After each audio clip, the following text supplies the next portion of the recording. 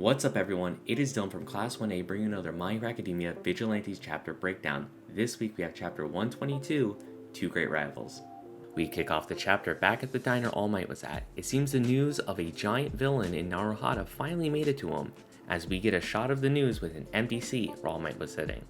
Okay, finally all the heroes are arriving, including All Might. It seems that the newscopter finally got the word out. Okay, so what I really want to know here is how long did it take between Koichi turning back to fight number 6 and all the heroes finally getting here? Like, did they save any time? Like, I think when Koichi was going to go out there and, like, contact the heroes and whatnot, maybe it would have taken longer than them just hearing about it, you know, through the news and whatnot. Because, like, the whole thing was a fight, and, like, the fight doesn't last hours, right? Like, it had to be pretty short. So it was, like, Koichi running out of the city, telling somebody, finally getting all the heroes here, or Koichi just staying back and distracting number 6 while they just kind of showed up. So maybe he did make the right play here.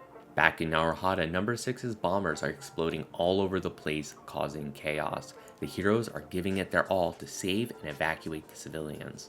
Now this is what I really like about Best Jeanist. He just shows up, he's hilarious, his quirk is really strong, and it's really good. And also, I think it's really interesting. I love his theming with his quirk and whatnot. And he always makes me laugh. Like, no matter what scene he's in, I'm always laughing. I'm always in awe of, like, all the cool stuff that he can do. We need more Best Jeanist. Koichi notices the way the bombers are moving, and they don't seem to have any intelligence to them, meaning number 6 is somewhere else, not controlling them. And this totally makes sense here. Number 6 gave it his all with his last form, like burning up so hot like the sun, that at this point when he's knocked out of that, when he's in this diminished form, yeah, he probably doesn't have the same control as he did before when he was more level-headed, when he, you know, still had his body. Like, he is just literally a corpse at this point. But what can he really do in this state? He's not gonna be able to last forever, so he has to have like some sort of final plan. I don't think it's to escape, because he's just gonna die on the side of the road eventually, right? And this scene with Aizawa is absolutely crushing. No pun intended. When he sees the building falling like this, he immediately acts, thinking about his friend Oboro getting crushed. We then see the real firepower drop in as Endeavor and his main sidekick Burning arrive at the scene. Burning wants to hold back, but Endeavor says they must act now and is ready to set the whole area ablaze. But that's right before All Might finally arrives, and we are treated to a 4 full-page classic spread of All Might smashing stuff up and clearing out the bomber villains, sending them up into the air for Endeavor to finish the job with a prominence burn. And I will never get tired of just some good old fan service, All Might beating stuff up. I just love it so much. I love how he even comes into the scene and he looks different. Like, all of his like drawings are like way darker outlined. He just pops right off the page. Smashings everywhere. I love it so much. So something kind of funny that I found when I'm making this is that All Might and Endeavor haven't talked to each other 10 years during the sports festival in the main series, which means they cannot talk here.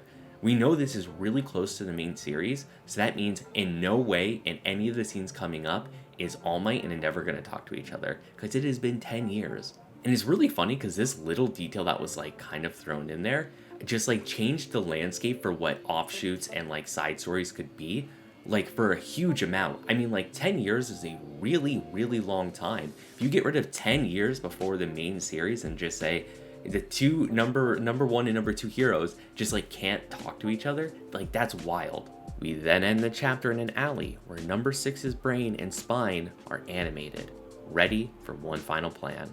Now I really like how they're leaning into Koichi versus number 6 for the end here, because it can't just be the hero showing up and saving the day and all is fine and dandy, because it is Koichi's story.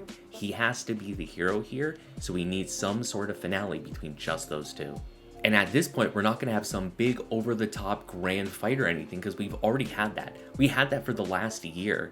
At this point, we're going to get some feels. We're going to get some talking. We're going to get some heart-to-heart, some low-to-the-ground drama before it finally ends.